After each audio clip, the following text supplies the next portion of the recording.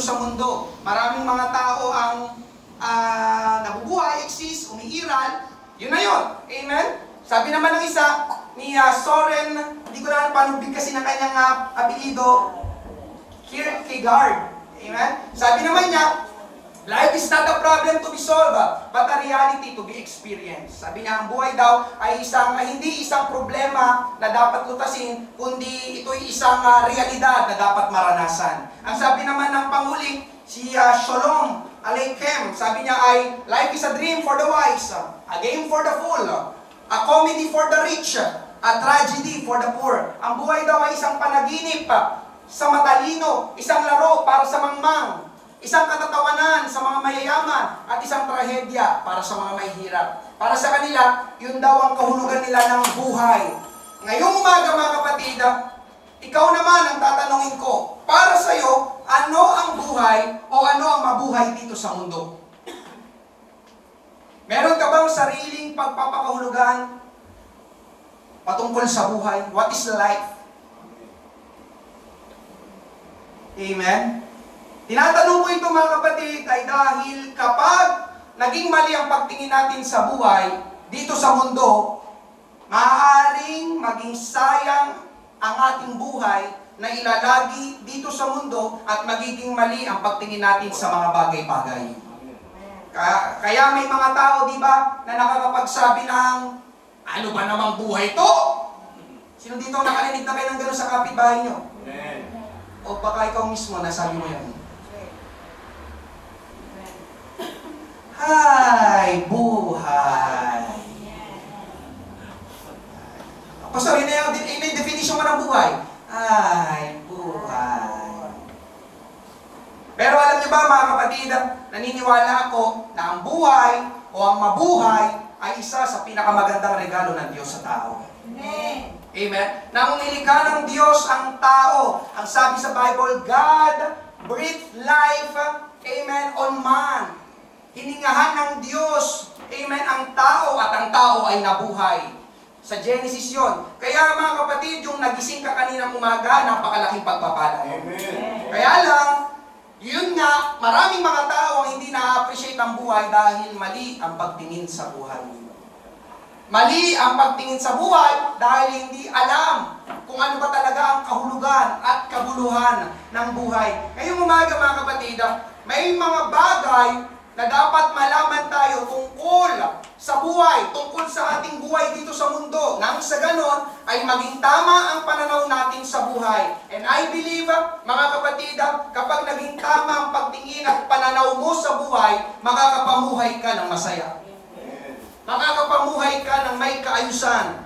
At ang pinakamahalaga, makakapamuhay ka ayon sa pamumuhay na gusto ng Diyos para sa iyo.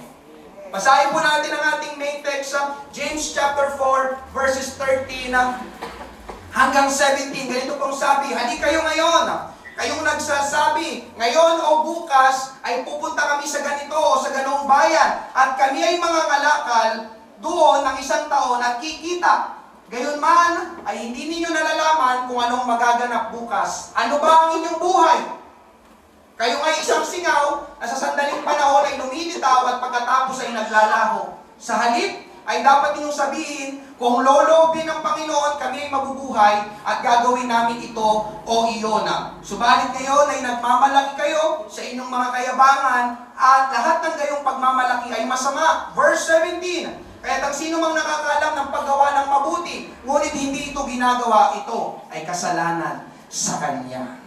Pagpalain ng Diyos ang pagbabasa ng Kanyang salita, tayo po'y manalangin. Hallelujah. Umaga, Panginoong Diyos, aming amang banal na makapangyarihan sa lahat. Marami pong salamat sa umagang ito, araw pong muli ng linggo. Salamat o Diyos sa bilang ng mga mananampalataya na kasama namin ngayong umaga. Piniling pumunta sa church, piniling magpuri, piniling sumamba sa iyo, Panginoon, ngayong umaga. Samahan mo, Panginoong Diyos, lalo na ito, ang pangangaral ng iyong salita, ang banal na Espiritu, Panginoon, ang malayang kumilos sa aming kalagitnaan, mangusap, Panginoon, umipo ng mga puso, o O Diyos, personal conviction, Panginoon, patungkol sa paksa na aming pag-uusapan ngayong umaga, O Diyos. At lalabas kami sa lugar na ito, Panginoon, na aming naunawaan ang mensahe na ito na patungkol sa buhay, Panginoon Diyos. Inilalapit din po namin, Panginoon, na Sister Jewel Manangan, O Diyos, ang kumpletong kagalingan sa kanyang sumasakit na tiyan, Lord God. We rebuke, Lord God, ang sakit karamdaman lumaya sa kanyang katawan. Sa oras ding ito, marami pong salamat sa kumpletong kagalingan at sa pagtatagumpay ng iyong gawain sa umagang ito. Ito pong aming panalangin na sa makapangyarihang pangalan ni Jesus, lahat ay magsabi ng Amen. Palakpakan natin ang ating Panginoon. Praise God. Mga kapatid, ngayong umaga, ang tatlong pag-usapan natin o ang tatlong pagpapakahulugan ng buhay na tatalakayin natin ay may kinalaman ng Diyos, kasali ang Diyos, sangkot ang Diyos. Mamaya, titignan natin. Ngayong umaga, mangangaral po ko sa paksang ito, Defining Life on Earth. Defining life, pagpapakahulugan ng buhay dito sa mundo. Amen? Sinong buhay ngayong umaga? Amen. Amen. Kita ko naman. Amen. Nandito tayo ngayong umaga. Praise God. Defining life on earth. Ano nga bang buhay dito sa mundo? Una, mga kapatid, ating pag-usapan, life on earth is a test. Life on earth is a test. Ang buhay dito sa mundo ay pagsubok. Amen. O pwede natin sabihin, ang mabuhay dito sa mundo ay dadaan ka sa mga pagsubok. Amen? James chapter 4 verse 13, hindi kayo ngayon, kayong nagsasabi, ngayon o bukas ay pupunta kami sa ganito o sa ganong bayan at kami ay mangangalakal doon ng 1 taon at kikita. Ang mga tao na tinutukoy dito, mga kapatid, di ba? Alam niyo yun, ang mga tao ay sumusubok ng mga bagay-bagay sa buhay. Dito sa ating binasa, ang sabi dito, yung parang inilarawan sila sa grupo ng mga tao, pupunta sila sa isang bayan at doon ay susubukan nilang magnegosyo. Ang pangangalakal dito sa ibang salin ay pagnenegosyo. At ang sabi dyan, baka sakaling palarin at kumita sila. So ibig sabihin, mga kapatid, sinusubukan nila ang buhay. Subalit ang katotohanan ngayong umaga, mga kapatid, hindi tayo ang sumusubok sa buhay, kundi tayo ang sinusubukan ng buhay. Amen? Hindi ikaw ang sumusubok sa buhay, ikaw ang susubukan ng buhay. Amen? Isa sa mga dapat nating malaman habang tayo ay nabubuhay, tayo ay susubukin. Sabi mo sa katabi mo, susubukin ka. Amen? Tignan po natin ang mga katotohanan tungkol sa test. Ang English kasi ng pagsubok ay test. Amen? Una, mga kapatid, hindi ko na nilagay dyan. Take note nyo na lang. Una, God gives test. Ang Diyos ay nagbibigay ng pagsubok. Ang Diyos pa mismo, amen, malimit, ang Diyos ang nagbibigay ng pagsubok. Amen? Kanina, sa giving natin kanina, yun na rin ang gagamitin kong ilustrasyon, di ba? Sinubok ng Diyos si Abraham. Genesis chapter 22 verse 1, pagkatapos ng mga bagay na ito, sinubok ng Diyos si Abraham. Sinubok. At sinabi sa kanya, Abraham, at sinabi niya, narito ko. Malinaw, mga kapatid, amen, ang Diyos ay nagbibigay o nagpapahintulot ng pagsubok. Ang Diyos ang sumubok kay Abraham. Amen? Ikalawa, mga kapatid, believers will face a test. Ang mga mananampalataya ay haharap sa mga pagsubok. Ang sinubok ng Diyos dito ay si Abraham. Si Abraham ay isa ng mananampalataya sa tagpong ito. Nananampalataya siya sa Diyos, may relasyon sa Diyos, at sumusunod siya sa Diyos. At ngayong umaga, sino mananampalataya? Amen. So mga kapatid, ibig sabihin, ikaw at ako ay haharap sa mga pagsubok. Walang mananampalataya na exempted sa pagsubok. Sinubok niya si Abraham, isang believer, kagaya mo, ngayong umaga. Ikatlo, mga kapatid, as long as you live, there are tests. As long as you live, there are tests. Sa Tagalog, hanggat nabubuhay ka, hanggat tumihinga ka, merong mga pagsubok. Amen. Amen? Baka merong nag-iisip dito, siguro kapag nag-edad na ako ng 60, wala nang problema o pagsubok. Diba? Baka hanggang 59 lang yung pagsubok. Pag tumungtong na ako ng senior, baka wala nang pagsubok. Sasabihin ko sa iyo ngayong umaga mga kapatid, mali ang iniisip mo. Dahil kahit matanda na, sorry for the word, amen, o umeedad na, ay meron pa rin tayong pagsubok na haharapin. Hindi lang pambata ang pagsubok. Marami ang tuwang-tuwa dahil kapag gumraduate na sa school, wala na exam, wala na test, sa wakas, graduate na rin ako, di ba? Nakapos ko yung, ilan ba? 10 taon? Wala, ilang taon ba? 6, 10, 12, amen. Wala nang exam. Mga kapatid, tama, wala nang test mula sa school, pero ang mga test ng buhay ay hindi natatapos hanggat nabubuhay ka. Amen. Sa school, wala nang test, pero yung test ng buhay, nagpapatuloy. Amen? Si Abraham dito mga kapatid, sa tagpong ito, doon sa Genesis chapter 22, matanda na.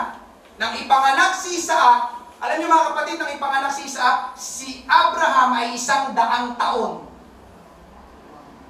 Pwede pala yun, Pastor. 100 years old, magkakaanak pa. Sa panahon nila. Pero ngayon, pwede. Kung maghimala ang Diyos, walang imposible sa Panginoon. Pero pag binasa niyo mga kapatid, hindi ko na nilagay yung verse. Si Abraham, nang ipanganak si Isaac, siya ay 100 years old.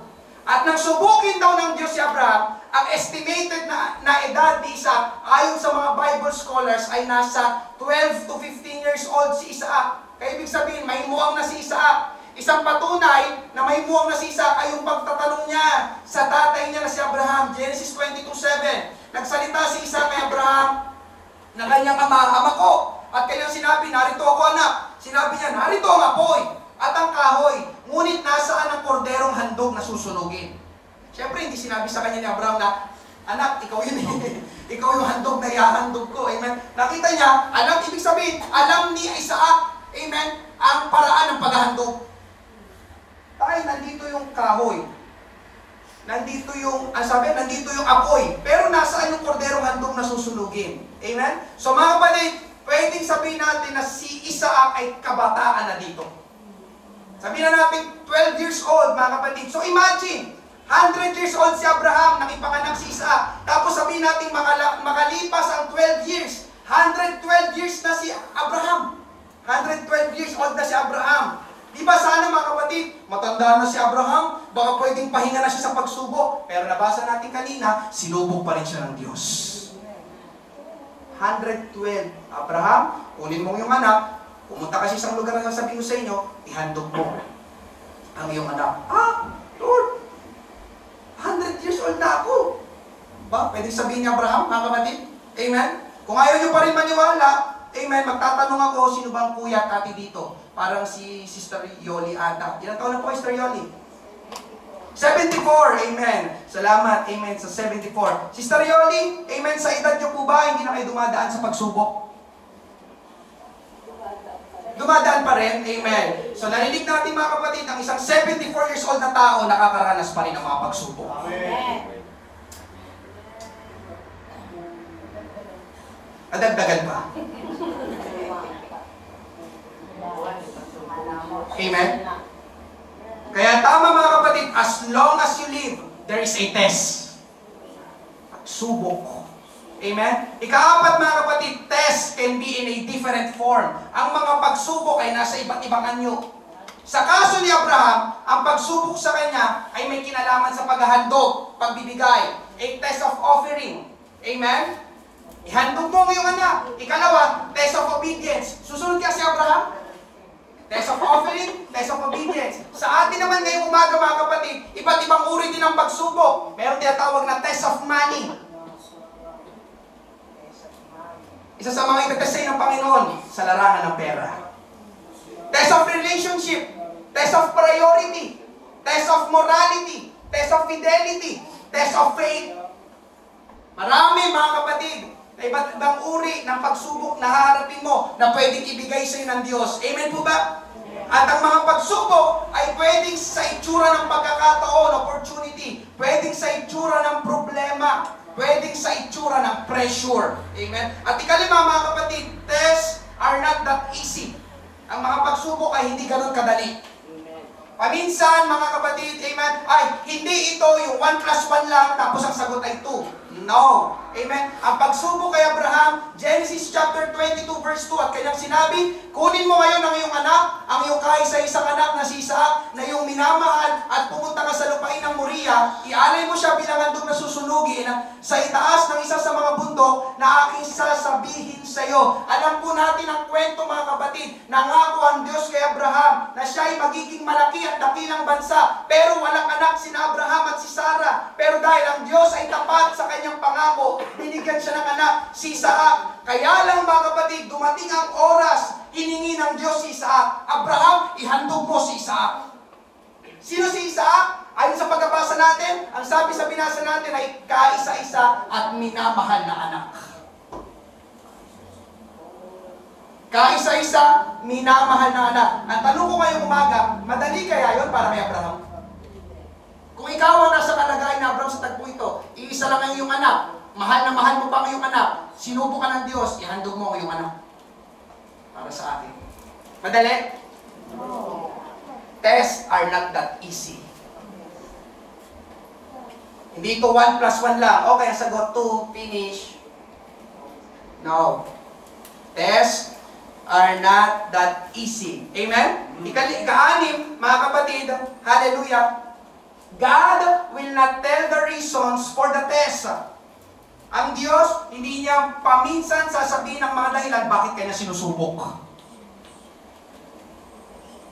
Nung subukin ng Diyos si Abraham, hindi sinabi ng Diyos ang dahilan at ang resulta, bakit niya sinusubok si Abraham. Abraham, bibigyan kita ng pagsubok. At ito ay malaking pagsubok. Kaya siguraduhin mo na tama ang gagawin mo. Ihandog mo yung anak na si Isaac. Kapag ginawa mo yun, pagpapalain kita ng grabeng pagpapala. Mga kapatid, wala tayong mababasang ganun. Ang sabi lang ng Diyos, ihandog mo si Isaac, finish. Walang sinabing dahilan, Lord, bakit ko ihandog si Isaac? Ihandog mo si Isaac. Lord, bakit nga? Ihandog mo si Isaac. Lord, bakit nga eh? Gusto ko munang malaman. Bakit? Alam niyo, mga kapatid, kung gumarap ka sa mga pagsubok, amen, paminsan, malimit, hindi sasabihin ng Diyos ang dahilan. Bakit ka may pagsubok? Amen? Hallelujah. At yun ang dahilan, bakit hindi madali ang humarap sa pagsubok? Kasi nalilito ka, nahihirapan kang mamili, hindi mo alam ang gagawin, walang eksaktong sagot. Amen? Hindi ka i-inform ng Panginoon, uy, Rebecca, susubukan kita ha, susubukin kita, maganda ka. No. Paminsan, magugulat ka na lang, makikita mong sarili mo na nasa kalagitnaan ka na pala ng pagsubok. O parang nararamdaman mo, teka lang, parang sinusubok ako ah. Anong meron? Amen? Walang idea si Abraham kung para saan ang pagsubok. Subalit ngayong umaga, mga kapatid, salamat sa Panginoon at sa Bible, dahil ginamit ng Diyos ang buhay ni Abraham upang malaman natin ang mga dahilan bakit tayo sinusubok ng Diyos. Subalit ngayong umaga, isa lang muna ang nilagay ko, isa lang muna ang ibibigay ko. Pero doon sa tagpo kay Abraham, mga kapatid, may mga dahilan ng Diyos bakit niya sinubok si Abraham. Subalit ngayong umaga, isa lang muna ang aking ibibigay sapagkat gagawin ko ito separate preaching. Amen? Na may kinalaman lang, magpo-focus lang ako sa pagsubok. Ngayong umaga, mga kapatid, ang isang dahilan bakit tayo sinusubok ng Diyos, isang dahilan lang to ha, maraming dahilan. Pero isang dahilan bakit tayo sinusubok ng Diyos, may gustong malaman ng Diyos sa atin. May gustong malaman ang Diyos sa atin. Amen? Di ba, mga kapatid, gano'n naman ang test? Bakit ka bibigyan ng test? Para malaman ng iyong teacher. May gustong malaman ng iyong teacher patungkol sa iyo. Ito kaya yung estudyanteng ito, may natutunan sa buong isang grading. Bibigyan ko siya ng test para malaman ko. Amen po ba? Amen. So dito, mga kapatid, anong gustong malaman ng Diyos sa atin? Ano yon? Alam mo kung ano yon, kapatid? Gustong malaman ng Diyos kung nasaan siya sa buhay natin. Isa sa mga dahilan bakit ka binibigyan ng pagsubok ng Panginoon. Dahil gustong malaman, gustong makita ng Diyos kung nasaan ang pwesto ng Diyos, nasaan ang lugar ng Diyos sa buhay mo. Amen. Nakita ng Diyos, binigyan niya ng anak si Abraham, si Isaac. Nakita ng Diyos na mahal ni Abraham si Isaac. Di ba sinabi kanina? Minamahal ni Abraham si Isaac. Kaya biglang sinubok ng Diyos si Abraham Kung ang Diyos pa ba ang number 1 sa buhay ni Abraham. Amen? Ganon din sa ating ngayong umaga, mga kapatid. Sige nga, ititry ko si Abraham. Nakita ko parang enjoy na siya. Parang gusto yung kasama na lagi si Isaka. Parang napalitan na ata ako sa pwesto ni Abraham. Parang si Isaac na atang number 1, hindi na ako. Kaya sige, tatry ko si Abraham. Abraham, ihandog mo yung anak sa akin. Nakuha yung punto, mga kapatid. Titignan ko nga kung ako pa rin ang number 1 sa buhay mo, Abraham. Dati ako lagi ang gusto mong kasama. Dati ako lagi ang gusto mong kausap. Pero nang binigyan kita ng anak, binigyan kita ng blessing, parang natuon ata ang focus mo sa blessing kaysa sa blesser. Andiyan pa po ba kayo? Amen? Mga kapatid, ganun din sa atin, tayo ay pahaharapin sa mga pagsubok dahil gustong malaman ng Diyos kung siya pa ba ang una sa ating buhay. Kung siya pa ba ang pinakamahalaga. Kung mahal na mahal pa rin ba natin ang ating Panginoon. Kanina binanggit ko yung mga test of money. Una, test of money, magbibigay lang ako ng ilan. Narinig mo yung pangangaral o yung challenge sa giving, tapos biglang nangusap ang Panginoon sa'yo, may ini-impress na halaga, di ba? Paminsan naranasan nyo naman yung mga kapatid, habang nakaupo ka dyan, nakikinig ka ng pangangaral, tapos minsan yung pangangaral, may kinalaman pa sa finances, o kaya naman sa giving. Siyempre sa giving, may kinalaman talaga ang finances, at habang nakaupo ka dyan, may nagsasalita dito sa harapan, para bang may tinig kang naririnig at may ini-impress sa'yo, yung tinig na yon na halaga o amount ng pera na yung ibibigay para sa Panginoon. Ako, nakaranas na ako ng ganon, conference. Nakaupo ako, naghahamon ng giving sa harap. Amen. Hindi ako mapakali. Alam ng Panginoon yung laman ng aking bulsa. Ang gusto kong ibigay yung mas maliit, pero sabi ng Panginoon, ibigay mo yung mas malaki. Sabi ko, Lord, wala na akong pera, Lord. Totoo yun, mga kapatid. Test of money. Sige nga, susubukin ko ito. Talaga bang mahal na ako nito? Ibigay mo to. Lord, Diyan na lang i-test mo na ako. Amen. Diyan pa mo ba kayo? Amen. Anong gagawin mo ngayon? I-re-rebuke mo yung conviction? I-re-rebuke mo yung tinig ng Panginoon? Tumigil ka! Lumagay ka sa likuran ko, Satanas! Ginawa ko Satanas ang Panginoon, di ba? Akala mo Satanas yung nangungusap sa'yo, pero tinig, boses pala talaga ng Panginoon yun. Amen? Hallelujah! Sinusubukan ka. So ngayon, test of money. God or money? That's a test. Ikalawa, mga kapatid, test of relationship. Amen? Mahalaga ang relationship. Amen? Maganda. Umiibig tayo. Amen po ba, mga kapatid? May asawa ako. May asawa kayo. Amen po ba? Hallelujah. Nung ikaw ay single, ay mga ganito. Grabe ang pagmamahal mo sa Panginoon. Nasa church ka palagi. Amen. Gusto mo maglingkod. Gusto mo ma-involve sa ministry. Kaya lang, amen, nung tumibok ang puso mo sa pag-ibig, amen, nakita mo ang Daniel Padilla ng buhay mo. Nakita mo ang Catherine Bernardo ng buhay mo. Amen. Tapos sinabi mo, tiyan na yun, tiyan na yun, tiyan na yun. Lord, please. Hindi ko kaya kapag nawala siya. Lord, ngayon na lang ako ulit tumibig ng ganito. Lord, hindi mo na ako dadalo. May date kami. Gusto ni Juba, solo lang namin ang araw na to.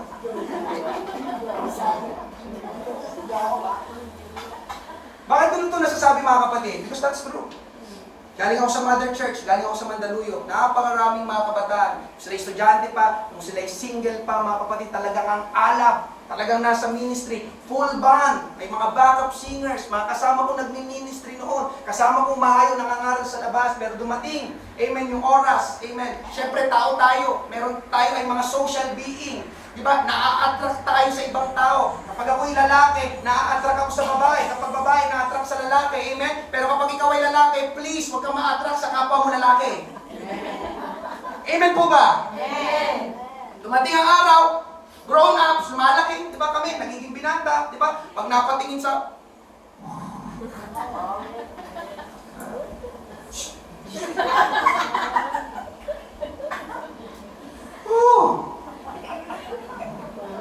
Lord, grabe. Minsan, ang problema, mga kapatid, yun nga, test of relationship, minsan, ang nakikita natin ay mga unbelievers na sa labas. Amen? May mga kasama ko noon, mga kapatid, this is a true story, nangyayari. Talagang, mga nag-aapoy noon, Naglilingkod sa Panginoon. Talagang gamit na gamit sa paglilingkod sa Panginoon. Amen. Hallelujah. Kaya lang nung napasok na sa isang relasyon, pinagpapalit ang ating Panginoon. Naglalaylo sa ministry. Ano muna ako, hindi muna ako mag-ministry ngayon. Hindi muna ako ganun dadalo. Di ba? Focus muna ako sa pag-aaral. Tapos mamaya mapabalitaan ng church. Pag-aaral daw pala. Pinag-aaralan ng pag-ibig. Boyfriend, may girlfriend. Hindi naman dahil masyadong pinag-ipitan. Amen. Pero sa ating church, siguro ito na yung maganda para sabihin, sa ating church, mga kapatid, amen, hindi ko gano'ng pakikalamanan ng iyong buhay, pero kapag ikaw ay nasa ministry, amen, at ako ang iyong pastor, ikaw ay nag-aaral pang bawa ng boyfriend at girlfriend. Amen. Amen. Diyan pa po ba kayo? Amen. No. Nag-aaral ka pa. Nagpapagod ang tatay at nanay mo. Tapos ikaw, please, hindi kita dadalhin sa masama. Amen po ba? Yun ang natutunan ko sa Mother Church. Amen? Tsaka ka na manligaw kapag kaya mo nang bumili ng sarili mong load. Internet, hindi yung, text ko si Jowa, pahinga ko ng load. Nandiyan pa po ba kayo? Amen! Yung kinuwento ko sa inyo, mga kapatid, yun nga, test of relationship. Naalala niyo, nakaroon ako one time. Amen? Nalulungkot kami mag-asawa. Nung kabataan na noon, active sa church, kaya lang, di ba yun nga, pumili ng lalaki, unbeliever. Ngayon, kinasal. Iniwan ng lalaki, paano yung kanilang marriage? Hindi yung basta buburahin mo lang ng erasure yung marriage certificate. Wala na, hindi na kami kasal. Amen? Amen. Minsan, paminsan mga kapatid, dadaan ka, test of relationship. Amen? Isa pa mga kapatid, test of priority. Priority. Bigla nagkaroon ka ng trabaho, ang laki ng sahod. As in, first time mo na gano'n ang offer sa'yo na trabaho na yun, di ba? Grabe, laki nito Sa nakaraan kong trabaho, ganito lang sahod ko. Pero ngayon, amen, times 5. Ino-operan ako, ba? Ang ganda na itong trabaho ito Kaya lang, may pasok ng linggo. Sa'yo, pagkakataon yun, opportunity. Pero alam mo sa Diyos, pwede yun yung pagsubok. Test of priority. Sabi ko kasi yung pagsubok can be in a form of opportunity. Ganda nito, pagkakataon. Thank you. Sahod nito Amen po ba? Amen. Pero tanong, God, amen, or your job? Promotion. Nakakasahod ka ng malaki, pero yun nga lang, di ba? Wala ka na sa church, diba? Pastor, pasensya na. Ipasok na po ako ng linggo, hindi na po ako gano'ng makakadalo. Pasensya na po talaga. Amen? Diyan po ba kayo? Yes. Pero hindi mo alam, sinusubukan ka lang pala ng Diyos. Okay. Nakita ng Panginoon, okay. Job, trabaho ang kanyang pinili. Amen? Meron pa, nabalitaan ko dito, malakas ang benta ng mga nagtitinda tuwing araw ng linggo. Sa palengke, linggo daw ang pinakamabenta, pinakamabili. Ganun din sa mga nagnenegosyo, linggo! Amen? Pastor, hindi muna ako makakatid, magsarado muna. Ay sorry, hindi muna ako makakatid, magbubukas kami, linggo ngayon. Ngayon, ang maraming mga manamimili, customers sa palengke, sa tindahan. Pero sabi ng Panginoon, sa'yo opportunity yon, pero sa Diyos, pagsubok yon. Test of priority. Amen po ba? Mga kapatid. Kaya ngayong umaga mga kapatid, yun lang muna ang aking ibibigay. Life on earth is a test. Habang ikaw ay nabubuhay, at sa iyong buhay, mananampalataya, ikaw ay mahaharap sa mga pagsubok. At kung ang buhay ay pagsubok, nais ng Diyos na maipasa natin ang mga pagsubok na kakaharapin natin. Pangalawa, pag-usapan natin ngayong umaga, life on earth is a trust. Ang buhay dito sa mundo ay pagkakatiwala. Pagkakatiwala. Balik tayo sa ating main text, James, chapter 4, verse 15. Sa halip ay dapat ninyong sabihin, kung loloobin ng Panginoon, kami ay mabubuhay. At gagawin namin ito o iyon. May mga tao ngayon na parang alam nila ang buhay. O inaangkin nila na lahat ng gagawin nila ay sila ang masusunod dahil buhay naman nila iyon. Amen? Ulitin ko, may mga tao na inaangkin na lahat ng gagawin nila ay sila ang masusunod dahil buhay naman nila yan. Pero sa binasa natin mga kapatid ang sinabi, kung loloobin ng Panginoon. Anong ibig sabihin nito kung loloobin ng Panginoon? Ibig sabihin mga kapatid, ang Panginoon pa rin ang may kontrol. Ang Panginoon pa rin ang masusunod. Ang Panginoon pa rin ang nagmamayari. At yun ang totoo mga kapatid, lahat ng meron tayo ngayon, ni ultimo, ang ating buhay ay Diyos talagang nagmamayari. Amen? Amen?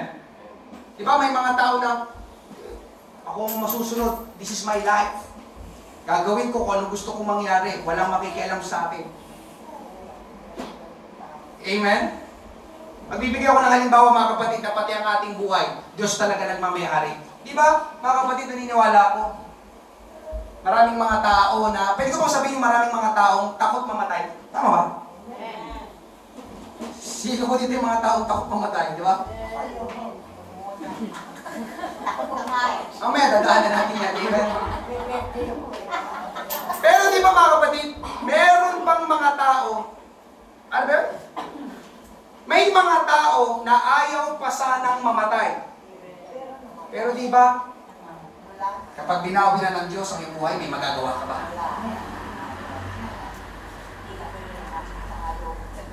Tama ako o tama ako? Tama. Huwag muna. Ano pag sinabi ng Diyos na okay, kunin ko na, awin ko na, may magagawa ka? Wala. Amen po ba? Amen. Yun ay patunay na kahit ang buhay natin, hiram lang at pinagkatiwala lang natin sa Diyos. Hindi lang ang buhay mga kapatid, napakarami pa, pamilya. Amen, pinagkatiwala ka ng Diyos, asawa, mga anak, trabaho, pera, negosyo, lakas, talino, kakayahan, talento, katawan, kalusugan, even ministry, pinagkatiwala lahat sa atin ng ating Panginoon.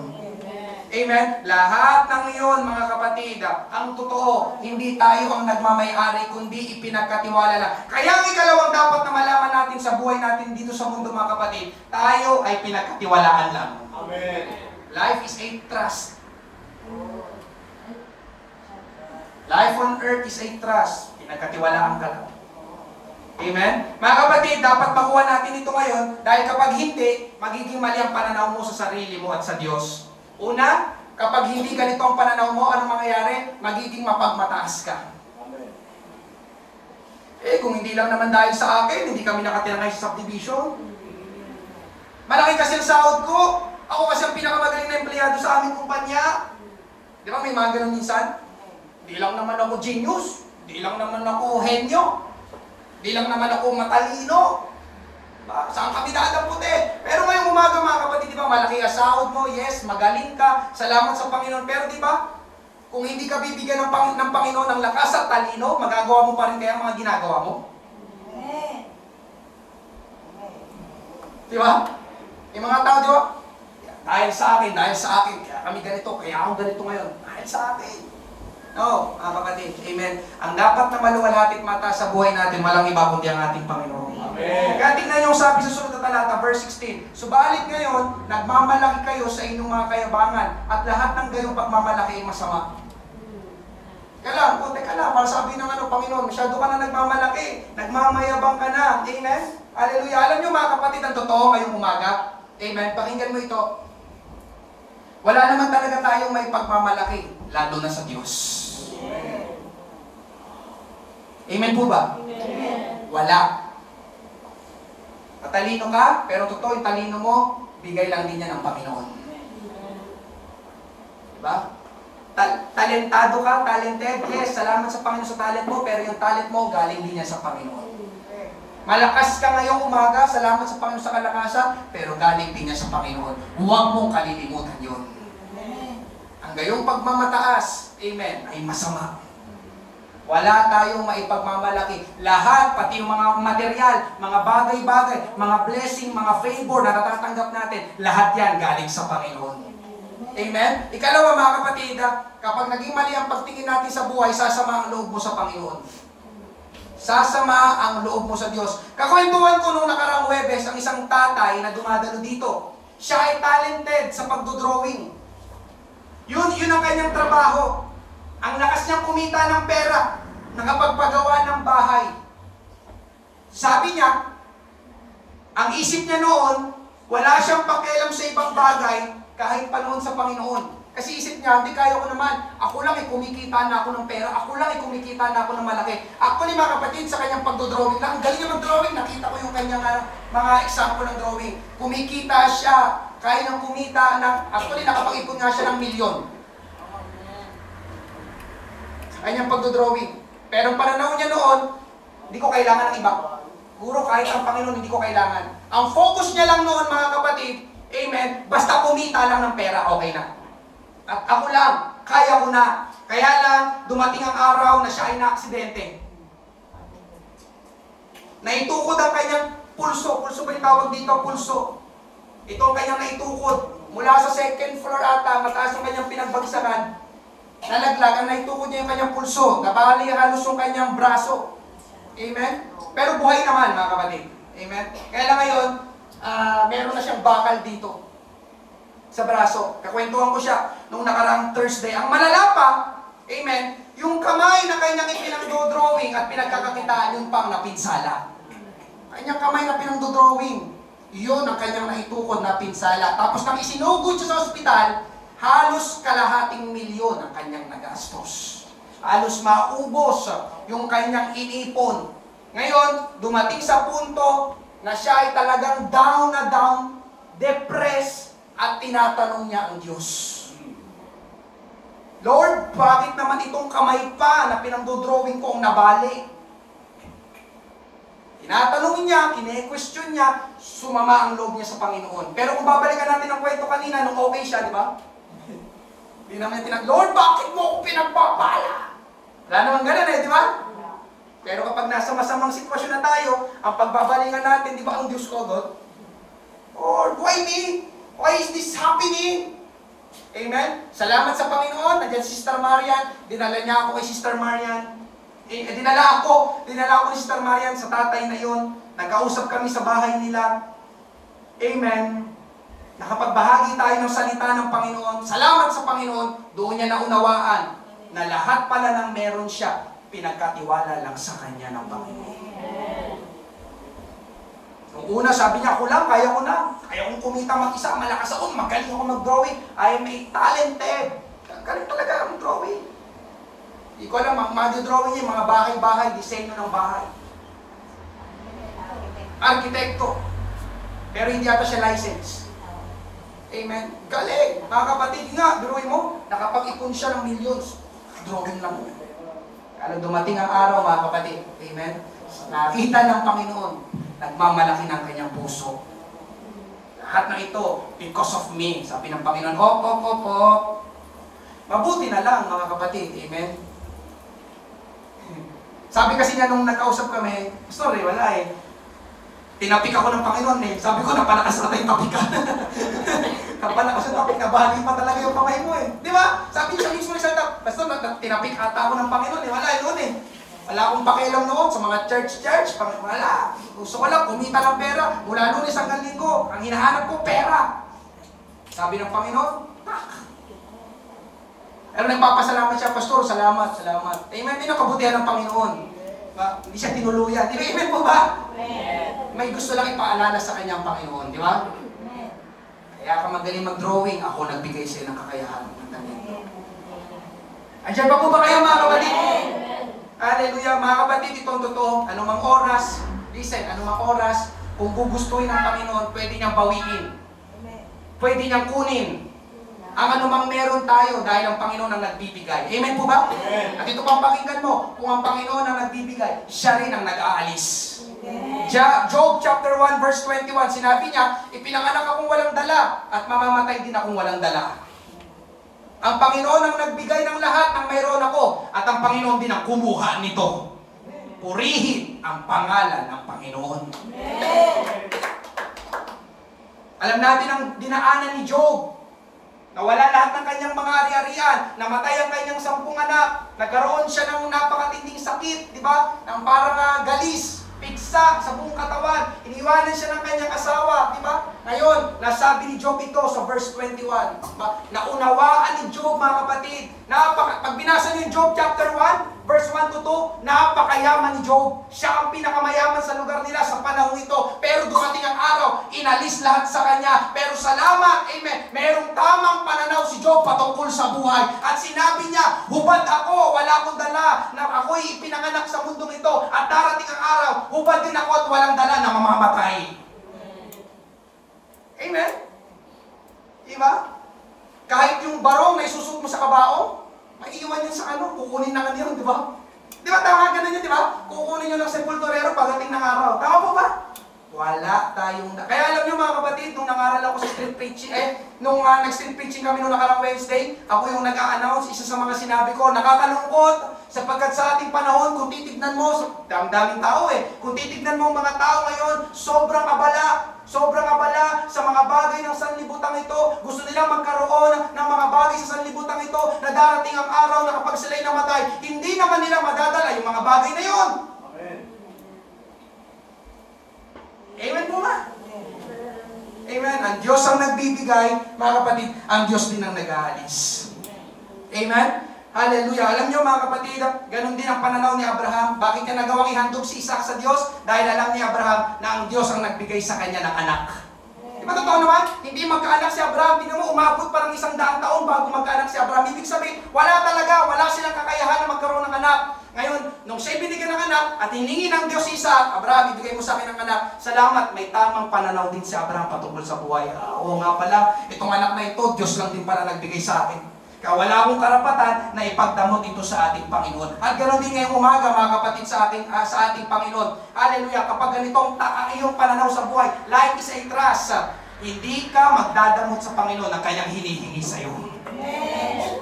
Yes, okay, may hinihingi ang Panginoon. Okay, Lord, sa'yo naman talaga to. Amen. Wala akong magagawa. Amen? Ganon din mga kapatid. Amen? Ikaw man, napatanong sa Diyos, Lord, bakit siyang namatay? Bakit yung kamag-anak ko? Bakit yung tatay ko? Ang Diyos ang nagbibigay, ang Diyos ang nag-aalis. Sabi ko nga sa inyo, pati pamilya mo, pati asawa mo, pati mga anak mo, ipinagkatiwala lang sa'yo ng Diyos. Andiyan pa po ba kayo? Pag dumating ang araw, binawi ng Panginoon, wala.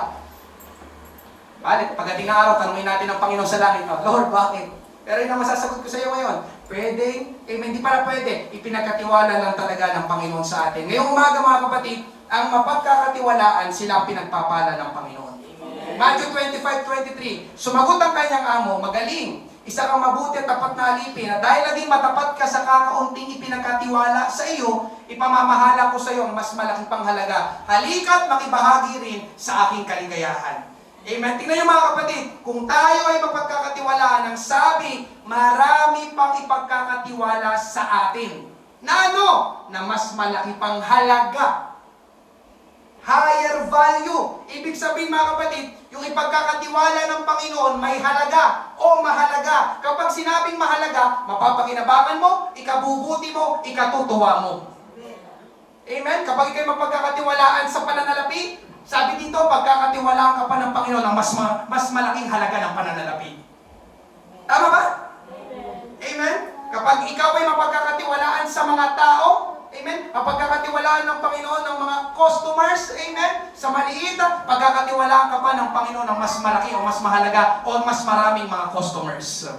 Amen po ba? Yun ay mga kapatid kung mapagkakatiwalaan tayo. Pangatlo, panghuli ngayong umaga, life on earth is temporary. Ang buhay sa mundo, pansamantala lang. Parang walang nag-amen. Amen. Ang buhay dito sa mundo, pansamantala lang. James 4:14, gayon man, ay hindi ninyo nalalaman kung anong magaganap bukas, ano ba ang inyong buhay. Kayo nga'y isang singaw, na sa sandaling panahon ay lumilitaw at pagkatapos ay naglalaho. Ang buhay daw ay parang singaw na maglalaho. Isang araw mga kapatid, maglalaho tayo sa mundong ito. Kahapon lang, ni-report si Sister Maria, may pinag-pray kami na nanay, pinatanggap sa Panginoon. Siya ay 86 years old at meron ng malubhang sakit. Nakahiga na lang siya, hindi nag-aanong nagre-response. Anong ibig sabihin ng pastor? That's life. Amen po ba? Amen. That's life. Alam niyo mga kapatid, sa tuwing nakakakita ko ng gano'n mga nanay, amen, sabi ko nga, dadating di kaya ako sa puntong ganito. Wala nang lakas, gana lang, may sakit. Tayo na totoo mga kapatid, iiwan natin ang mundong ito. Life is temporary. Amen po ba? Talagang pag-usapin talaga kamatayan, talagang, Pastor, hindi naman sa ngayon, pinapangarap ko lang. Amen po ba? Ito ay katlong dapat na malaman at maunawaan natin dito sa buhay. Natin sa buhay dito sa mundo, mamamatay ang tao. Ngayon, ang tanong mga kapatid, amen, listen. Kung ngayong araw ang huling araw mo dito sa mundo, masasabi mo ba ito? Is your life worth living? If this day is the last day of your life, your day, is your life worth living? Kung last day mo na ngayon, bukas, wala na. Sa Tagalog, nasulit mo ba ang buhay? Naging kapakit-pakinabang ba ang iyong buhay? Masasabi mo bang naging makabuluhan ang iyong buhay? Wala ka bang pagsisisihan, no regrets? At masasabi mo na, yes Lord, handa na ako mamatay. Naging sulit ng aking buhay. Diyan ba po ba kayo? Is your life worth living? Amen? May mga tao, mga kapatid, na nagsasabi ng ganito, isang beses lang ang buhay, kaya gawin na natin kung anong makakapagpasaya sa atin. Narinig nyo na ba yung ganon? Isang beses lang ang buhay, gawin na natin kung anong makakapagpasaya sa atin. Amen? Kung titignan mo sa una, parang wala namang masama, di ba? Tama naman, maganda naman na maging masaya tayo habang nabubuhay. Amin po ba? Subalit mga kapatid, may sinabi kasi ang Bible. Romans chapter 14 verse 12. Kaya lahat tayo'y mananagot sa Diyos sa lahat ng ating mga ginawa. And so, each of us must give an account to God for what we do. Anong ibig sabihin ng pastor? Kapag ang tao ay namatay, ang sabi ng Bible, haharap tayo sa Diyos. Amin po ba? At ipapakita, kapag tayo nakaharap sa Diyos, ipapakita sa harapan natin at sa harapan ng Diyos ang lahat ng ginawa natin dito sa mundo. Andiyan pa po ba kayo mga kapatid? Ulitin ko, lahat ng ginawa mo dito sa mundo, ipa-flash lahat kapag kaharap mo na ang Panginoon. Kaya totoo mga kapatid, amen, sa mga katotohanan ngayong umaga, wala tayong may tatago sa Panginoon. Lahat, every second, mga kapatid, na ginawa mo dito sa mundo, naka-record.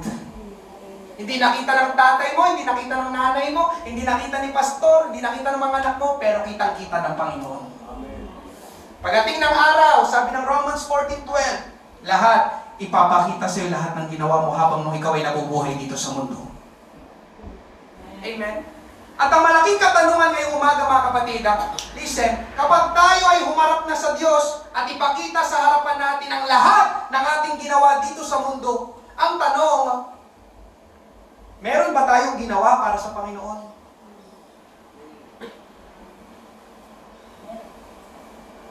O ilan doon sa ginawa natin ang para sa sarili lang natin at ilan doon sa ginawa natin ang para sa Panginoon?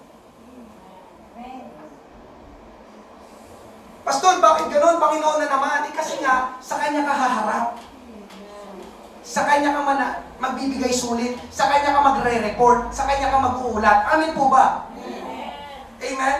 Mga kapatid, listen. Diba sabi kanina, isang beses lang ang buhay. Kaya dapat ay maging masaya na tayo. Pero ito, mga kapatid, amen? Pakinggan mo ito. Pwedeng naging masaya ka sa iyong buhay dito sa mundo. Subalit, ang tanong, naging masaya din kaya ang Diyos sa naging buhay mo dito sa mundo? Nakuha niyo po ba yung tanong?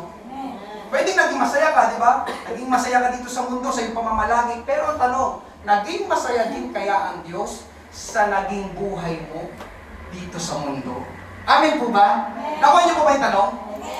So mga kapatid, this is a reflection time. Wow, isang beses lang palang buhay. Ano ba dapat ang ginagawa ko? Amen? Narinig niyo na ba yung linyahan ng ganito? Basta masaya ka, masaya na rin ako.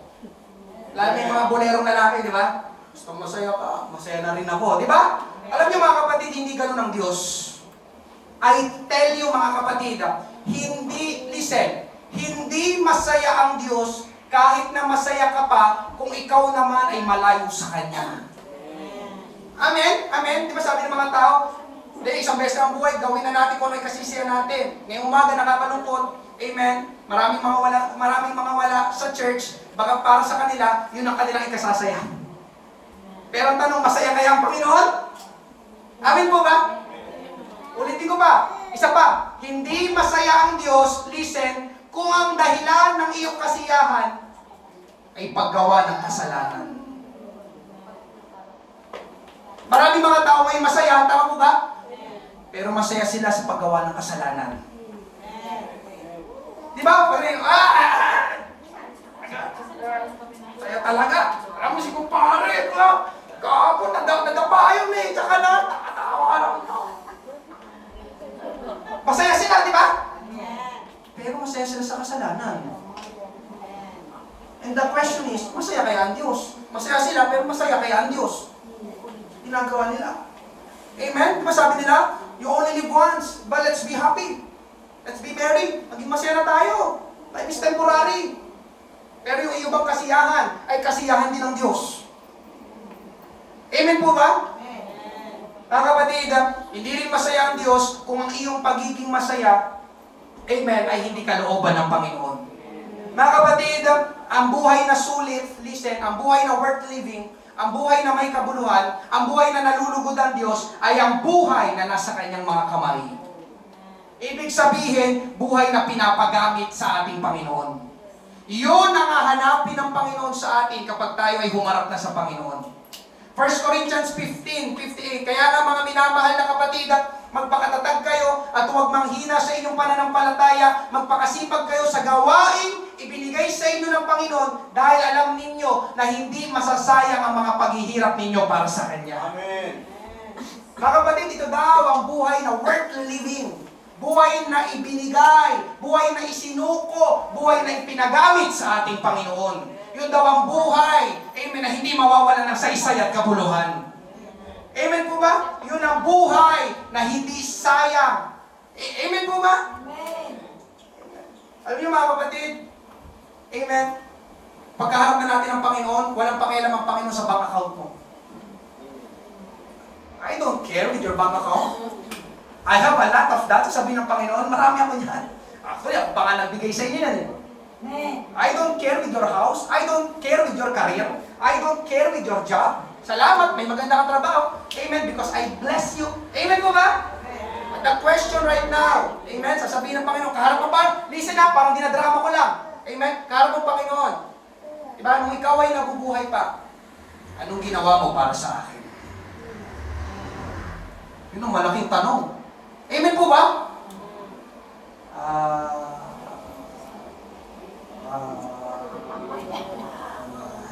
Lord, tatawa ka na Lord. Amen po ba? Amen. Di ba? Siyempre, ang Panginoon magtatanong.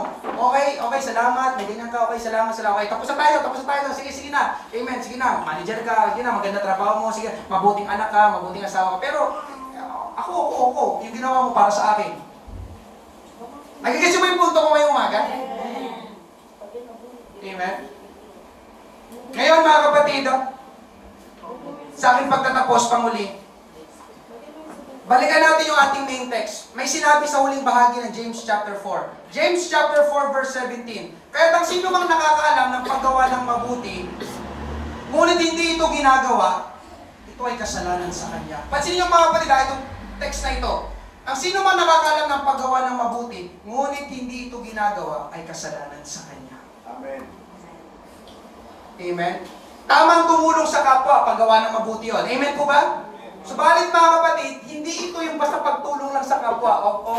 Pastor, tumulong na ako sa kapwa, paggawa ng mabuti. Salamat sa Panginoon, tama yan. Mabuti yan, tumulong ka sa iyong kapwa. Amen? Hallelujah. Subalit mga kapatid, itong ating binasa, hindi lang ito nakukulong tungkol sa pagtulong. Amen? Mga kapatid, itong talata na ito'y marami. Ano pa ba yung paggawa ng mabuti? Ang dumalo palagi sa church, paggawa ng mabuti. Sabi ng Bible, alam mo yon. Sino nakakaalam ng ngayong umaga? Kung hindi mo alam, ngayon alam mo na. Amen? Sabi ng Bible, kung hindi mo ginagawa, yan ay... Andiyan pa po ba kayo? Ang magpuri sa Panginoon, paggawa ng mabuti. Magbigay sa Panginoon, paggawa ng mabuti. Amen po ba? Maglingkod sa Panginoon, paggawa ng mabuti.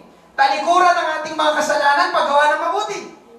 Sumunod sa kalooban ng Panginoon, paggawa ng mabuti. Alam natin lahat yun, mga kapatid. Ang sabi, kung hindi daw natin ginagawa ay kasalanan sa atin. Amen? Nakuha niyo po ba, mga kapatid? May alam ka, mga kapatid, na dapat mong ginagawa. Pero pag yan ay hindi mo ginagawa, yan ay ituturing na kasalanan sa iyo. Hindi ako nagsabi, ang Bible. Alam ko, Sunday ngayon eh. Mabuti talaga umatin sa church. Kaya alam, tinatulog ako eh. Sabi ng Panginoon,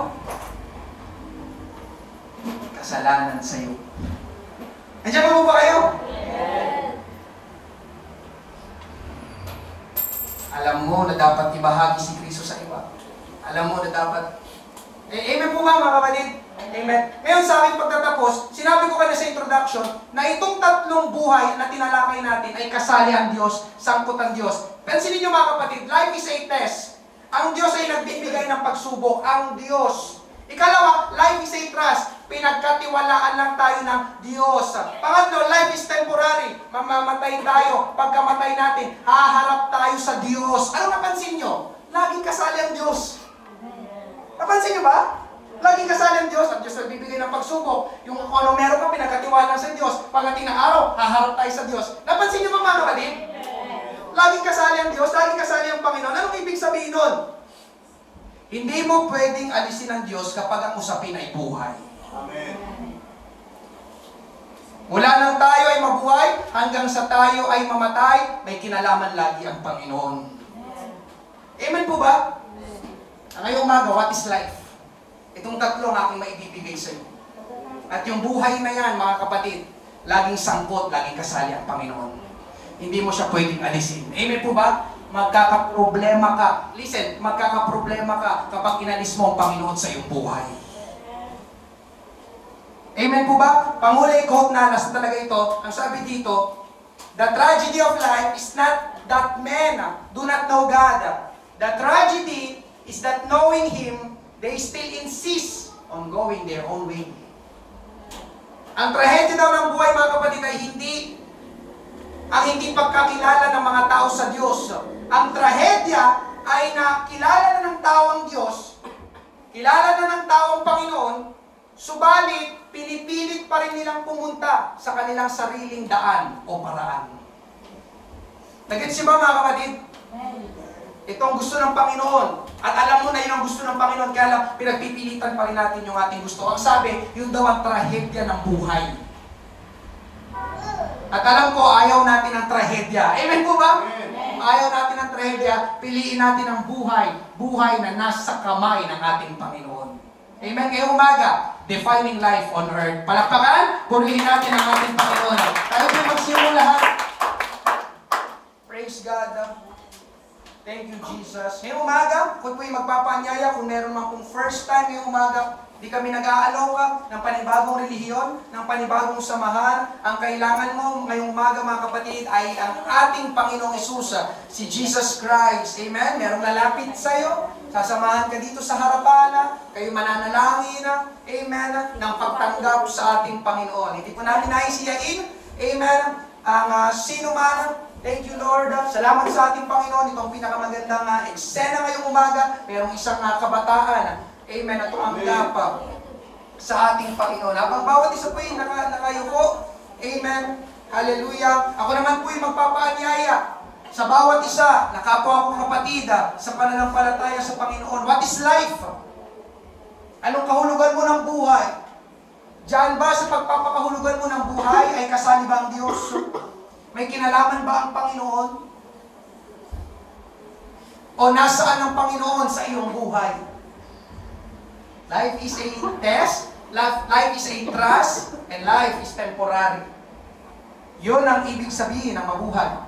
At yun ang kahulugan ng buhay habang tayo nabubuhay dito sa mundo. Hindi ko alam kung saan bahagi ng pangaral ay kinausap ng Panginoon, pero bubuksan po natin ang ating altar. Amen. Tayo mananalangin sa ating Panginoon. Tulungan ka ng ating Panginoon, ipaunawa sa iyo. Amen. Na ano dapat ang ginagawa mo sa iyong buhay. Amen. Tayo po'y manalangin. Binubuksan po natin habang ating po inaawit. Banal mong tahanan.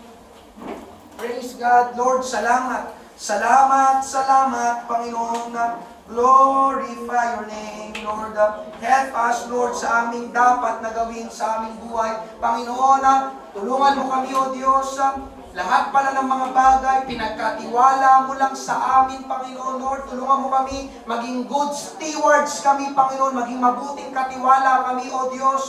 Hallelujah, ang aming lakas, Panginoon, tulungan mo kami na kami gumawa ng mabuti, Panginoon. Tulungan mo kami na habang kami malakas, O Diyos, ito ibigay, ipagamit na namin sa iyo, Panginoon. Maging, O Diyos, ang aming talento, ang aming talino, Panginoon, ikaw rin pala ang nagbigay. Maging, O Diyos, ang aming mismong buhay, Panginoon. Hallelujah! Ikaw pala, Panginoon, ang nagkaloob sa amin. Glorify your name, Panginoon. Tulungan mo ang aking mga kapatid na ito ngayong umaga. We give you glory. We give you praise, Panginoon. Aming bigyan ng kahulugan ng buhay. Ayon, Panginoon Diyos, sa iyong pagpapaliwanag. Ayon, Panginoon, sa iyong karunungan. Hallelujah! Glorify your name. Marami pong salamat. Dakila ka, aming amang banal.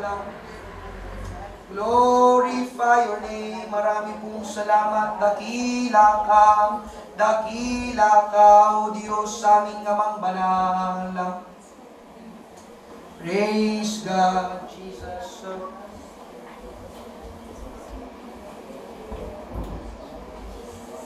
Glorify your name, Lord. Touch the heart of these people. Marami pong salamat. Sige, kapatid, let's pray, let's pray.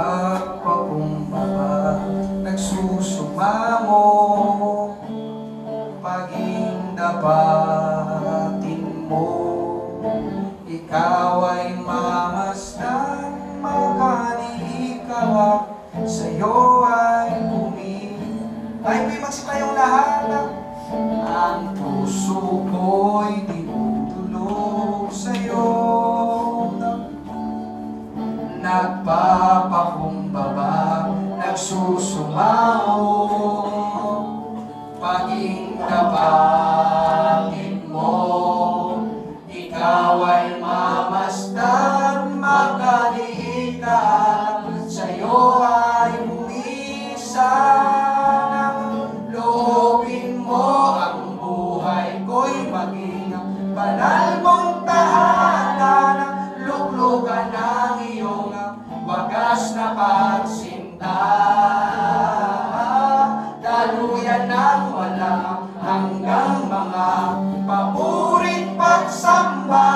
Magaling ka, O Diyos, ngayon at kailanman. Isa pa,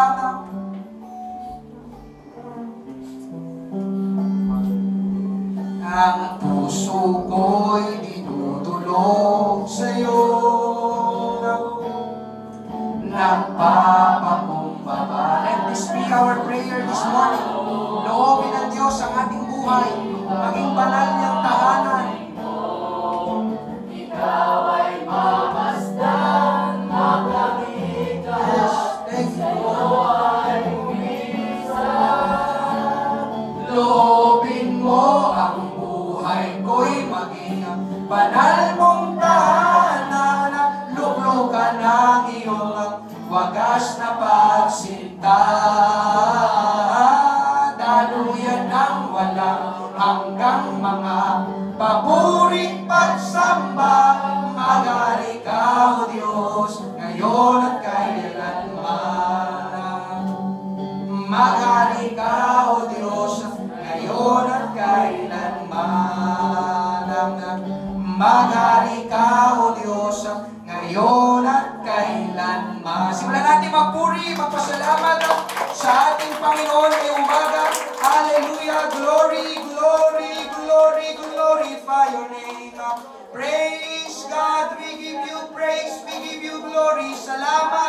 Salamat, Panginoon, sa iyong ginawa sa umagang ito. Dakila ka, O Diyos, dakila ka na aming amang banal, aming amang banal. Hallelujah. Mga kapatid, ang pangaral na ito ngayong umaga ay pagpapaalala sa atin, ano ba ang buhay? Pagsubok, pinagkatiwalaan lang, at pansamantala lang. At sa tatlong iyon, ang kasal ng Diyos. Amen? Huwag nating aalisin ang ating Panginoon. Amen? Amen. Hallelujah. Mga kapatid, ito ang ibig sabihin ng buhay. Tayo manalangin ngayong umaga, tapusin Brother Ogie ang ating prayer ngayong umaga. Thank you, Lord. Yes, maraming salamat po, Panginoon, sa umaga nito, Panginoon. Kami po ay nakapakinig ng iyong salita, Panginoon. Pagpalaan mo, Panginoon, bawat isa, Panginoon. Maraming salamat po at kami lalabas sa kusaring ito na dala-dala namin, bitbit namin ang iyong salita, Panginoon. Maraming salamat po sa pangalan ni Jesus. Amen. Amen. Praise God. Hallelujah. Maraming salamat po sa bawat isa. Ingat po tayo at pagpalain po tayo ng ating Panginoon.